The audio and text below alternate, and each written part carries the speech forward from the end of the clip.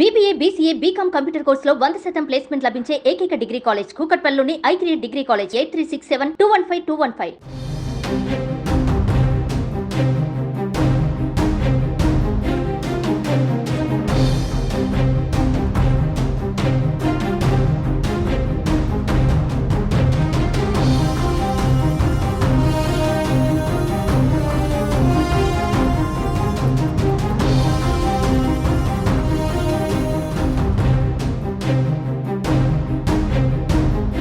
పలు రాష్ట్రాలలో మహిళలకు ఉచిత బస్సు సౌకర్యం కల్పిస్తున్నాయి ఆయా ప్రభుత్వాలు.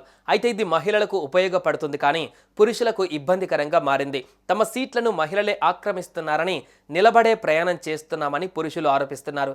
ఈ ఫిర్యాదులతో కర్ణాటక ప్రభుత్వం ఆర్టీసీ బస్సులలో కొన్ని సీట్లు పురుషులకు కేటాయించాలని ఆర్టీసీ సంస్థను ఆదేశించింది.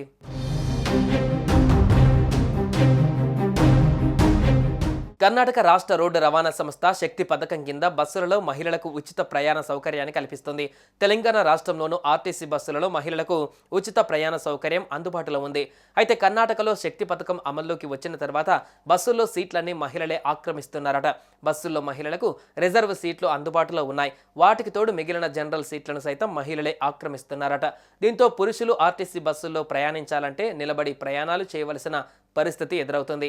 దీంతో విష్ణువర్ధన్ అనే వ్యక్తి అధికారులకు ఈ విషయంపైన లేఖ రాశాడు. చట్టసభ సభ్యులు, దివ్యాంగులు, స్వాతంత్ర సమరయోధులు, మహిళలకు మాత్రమే సీట్లు రిజర్వ్ చేశారు. పురుషులకు ఎందుకు కేటాయించడం లేదని కేరళ ప్రభుత్వానికి కేఎస్ఆర్టీసీ అధికారులకు రాసిన లేఖలో విష్ణువర్ధన్ పేర్కొన్నాడు.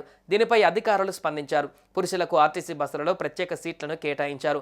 మైసూరు విభాగం నుంచి రాకపోకలు సాగించే ఆర్టీసీ బస్సుల్లో దశల వారీగా పురుషులకు సీట్లు కేటాయిస్తూ చర్యలు తీసుకుంటున్నామని అధికారులు తెలిపారు. ఇకపై పురుషులకు కేటాయించిన సీట్లలో వాళ్లే కూర్చునేలా సిబ్బంది చర్యలు తీసుకోవాలని కఠిన ఆదేశాలు జారీ చేశారు. ఇక ఇదే విధానాన్ని టీజీఎస్ఆర్టీసీలోనూ అమలు చేయాలని తెలంగాణ వాసులు కోరుతున్నారు. సుమన్ టీవీలో మీ పర్సనల్ అండ్ బిజినెస్ ప్రమోషన్స్ కోసం కింది నెంబర్కి కాంటాక్ట్ చేయండి.